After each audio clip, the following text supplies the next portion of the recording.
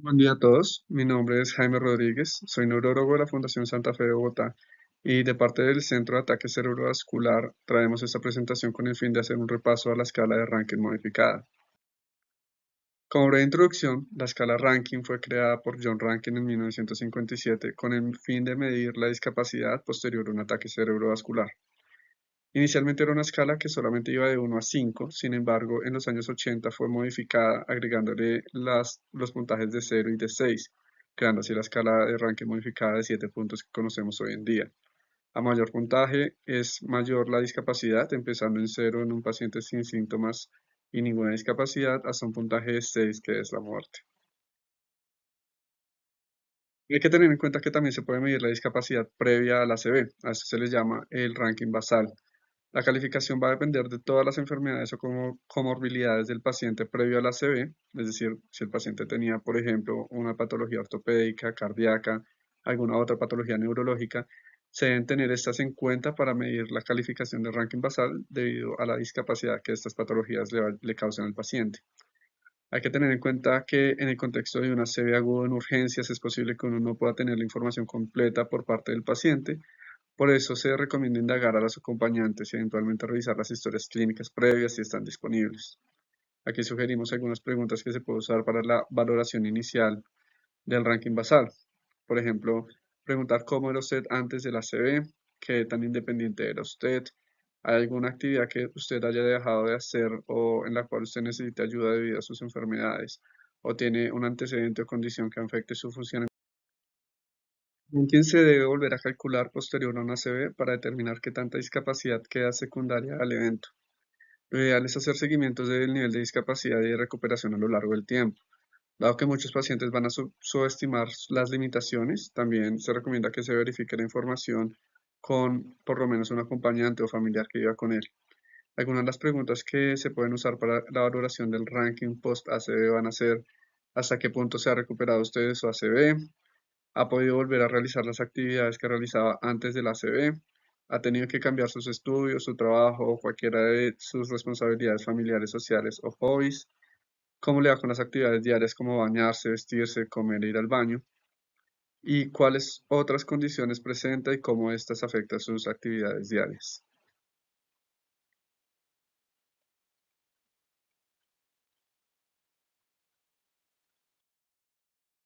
Explicar entonces cada uno de los niveles de la escala, vamos a empezar por el ranking cero. Esto es sencillo porque es cuando el paciente no tiene ningún síntoma asociado, ya sea a comorbilidades, en el caso del ranking basal, o a sus comorbilidades y al ACV en los rankings post-ACV. El ranking uno es un paciente que tiene síntomas residuales, ya sea secundarios a las comorbilidades o al ACV. Estos no son necesariamente, digamos, debilidad, afasia, sino que también pueden ser del orden cognitivo o psiquiátrico, como por ejemplo problemas para llevar el hilo de las conversaciones o de una película, por ejemplo, depresión, ansiedad, dolor, fatiga, etcétera. Sin embargo, estos síntomas no generan ninguna discapacidad ni limitación funcional. Ese paciente puede continuar haciendo todas sus actividades usuales sin ninguna limitación, anotando que las actividades usuales son las actividades que el paciente realiza por lo menos una vez al mes. La siguiente categoría es el ranking 2, el cual es un paciente con una discapacidad leve. Estos pacientes, debido a los síntomas o problemas asociados a la ACV o a las comorbilidades, tienen incapacidad o han debido hacer una disminución significativa de la funcionalidad para actividades no esenciales. ¿Cuáles son estas actividades no esenciales? Por ejemplo, trabajo y estudio, que pasan de un trabajo de tiempo completo a solamente medio tiempo. Responsabilidades familiares, como por ejemplo cuidar a un bebé, ya lo tiene que delegar a otras personas. Actividades sociales o hobbies, por ejemplo jugar tenis, ir a la iglesia, cosas por el estilo. Y actividades financieras complejas, como por ejemplo llevar la contabilidad de un negocio. Es importante aclarar que estas personas no requieren ayuda de otras personas para actividades instrumentales de la vida diaria, como por ejemplo compras, cocina, uso del celular, transporte o limpieza. Estos pacientes pueden vivir solos por incluso más de una semana sin ningún problema. La siguiente categoría es el ranking 3, que son pacientes con discapacidad moderada. Estos pacientes, en cambio, sí necesitan la asistencia de otras personas para actividades instrumentales de la vida diaria. Van a requerir ayuda, por ejemplo, para hacer compras, finanzas básicas, la preparación de comidas, limpieza del hogar, transporte independiente. Por transporte independiente me refiero a que puede que no manejen, pero pueden pedir un carro sin la ayuda de nadie más o pueden coger transporte público sin compañía. Estas personas se movilizan sin ayuda de otra persona, es decir, pueden ya sea caminar usando bastón, caminador, pero sin ayuda de nadie más, y son personas que son independientes para las actividades básicas de la vida diaria. Estas personas en ranking 3 pueden vivir solos unos días, pero no más de una semana. Siguiente categoría es 4, el cual representa a los pacientes con discapacidad moderada severa. Los pacientes en esta categoría van a requerir asistencia de otras personas para actividades básicas de la vida diaria. Esto incluye vestirse, comer, caminar, ir al baño y la higienización personal. Estos pacientes van a necesitar asistencia de otra persona para caminar incluso de una habitación a otra.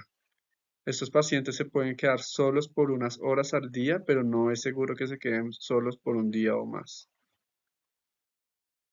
La siguiente categoría es el ranking 5, que son personas con una discapacidad severa. Estas personas requieren de cuidados permanentes, usualmente están confinados a la cama o para hacer traslados cama a silla requieren de mucha ayuda externa, 2 personas, por ejemplo, y estos pacientes adicionalmente suelen estar incontinentes, uso pañal todo el tiempo. Estas personas no pueden estar solo ni siquiera unas horas al día porque puede ser peligroso. Y la última categoría es el ranking 6, que es la muerte. Obviamente se usa solamente para los rankings post-ACV, o sea, el seguimiento, y creería que no necesita ninguna otra explicación. Diferenciar de una categoría a la siguiente puede ser retador en muchos casos, entonces aquí les traemos algunas ayudas o reglas que pueden utilizar para ayudarse a decidir entre dos categorías adyacentes. Para diferenciar entre un 0 y un 1, pueden preguntar, ¿está usted completamente de regreso a como era antes de la CB? Si la respuesta es un sí, entonces sería un 0, y si la respuesta es un no, entonces sería por lo menos un 1. Entre un 1 y un 2, puede hacer todas las cosas que hacía antes de la CB, así sea más lento o no tan frecuentemente. Si la respuesta es un sí, entonces sería un 1, y si la respuesta es un no, entonces sería por lo menos un 2. Siguiente sería, puede vivir solo sin ayuda de nadie externo o cambiar vivir solo para hacer compras, finanzas, transporte independiente, hacer tareas de la cocina. Si la respuesta es un sí, sería un 2 y si la respuesta es un no, entonces sería por lo menos un 3. Siguiente sería, puede caminar de una habitación a otra sin ayuda de otra persona. También pueden cambiar por bañarse, vestirse o el uso del baño independiente. Si la respuesta es un sí, entonces sería un 3 y si la respuesta es un no, sería por lo menos un 4. Y la última, puede usted sentarse en la cama sin ayuda o con poca ayuda de otra persona. Si la respuesta es un sí, entonces puede que sea un 4. Y si la respuesta es un no, entonces sería un 5. Ya para terminar, unos últimos mensajes para llevar a casa. Recuerden que hay comorbilidades que pueden causar discapacidad y que deben ser tenidas en cuenta. Entonces, evaluar globalmente al paciente y no solamente lo asociado a la ACV. Pensar en síntomas adicionales y su repercusión funcional. No solamente es la debilidad, no solamente es la fascia, también hay síntomas cognitivos y emocionales que deben ser tenidos en cuenta. No crean en falsos milagros. Sería exótico que el ranking de control sea menor que el ranking basal. Entonces, en caso de que eso pase, deben pensar que se está escapando alguna comorbilidad o algún síntoma que no estoy teniendo en cuenta. Se puntúa lo que el paciente puede hacer y no lo que hace. Es decir, puede que un paciente no pida un carro por teléfono para transportarse porque su familia se encarga o porque no lo necesita, pero podría hacerlo o puede hacerlo, y esto es lo que se puntúa. Y si hay dudas, usar más de una sola fuente, no solamente basarse en lo que diga el familiar, digo el paciente, sino utilizar el familiar, utilizar preguntas abiertas, usar discriminadores clave, que fueron los que les mostré en la última diapositiva. Y si sigue habiendo dudas, puntuar la categoría más alta es lo recomendado. Finalmente, esta es una tabla de resumen de las 7 categorías del ranking modificado para que la tengan a la mano. Y Y eso es todo. Les agradezco muchísimo por su atención. En los comentarios dejaré el correo del centro de ACB por si llegan a tener alguna pregunta. Estamos totalmente dispuestos a colaborarles con eso. Hasta luego.